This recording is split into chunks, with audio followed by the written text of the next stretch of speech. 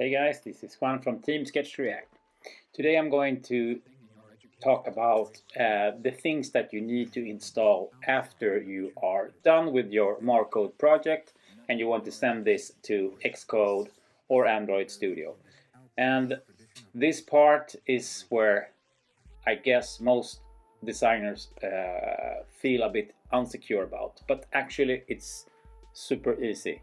One of the most important things is that you actually need to have admin rights to your computer to actually install anything of all of these other things that you need. You need to think about this as activating your computer for development. So if you were to be a developer, you would have admin rights, of course. If you don't have admin rights, you will not be able to run any of the programs that you need for taking this to Xcode or Android Studio. So first of all, make sure you have that, and then we recommend that you go through first installing Node.js. It's here, so you just pick up, and I usually use the LTS version because it says recommended for most users, and I only use Node to install things. So first Node.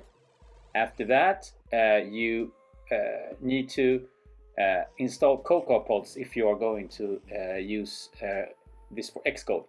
And I have found the easiest way is to install it through something that's called Homebrew. So you just do this, and you don't be afraid of the terminal app. It's great. So you just copy this command here and you just run it inside the terminal app. It will install Homebrew. After that you install Cocoa Pods. Same there, you just copy this command, and it's ported is this one, not this one. So you copy this one into the terminal and you will install Cocoa Pods. After that, let me see what does it say. Then you can install Xcode, and Xcode is, if you need Xcode, it's huge. It's 42 gigabytes of a download. It will take a long time. And you also need Xcode command line tools. We have all of the relevant links here. And if you are going to develop for Android, you will actually need Node and Android Studio. And of course you will need a code editor, text editor. We use Visual Studio Code because I use it because I just like it. It's easy to use.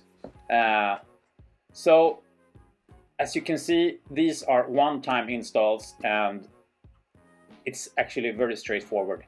And sometimes you run into problems. You can use the so-called sudo command. For example, here Cocoa Pods, it actually gives you from the start to install with sudo. So you just type sudo before your installation command if you have run into any problems. For example, with Homebrew. But this one actually worked really great. That's it. It was really short and sweet, but really important. And be brave and don't give up. Cheers.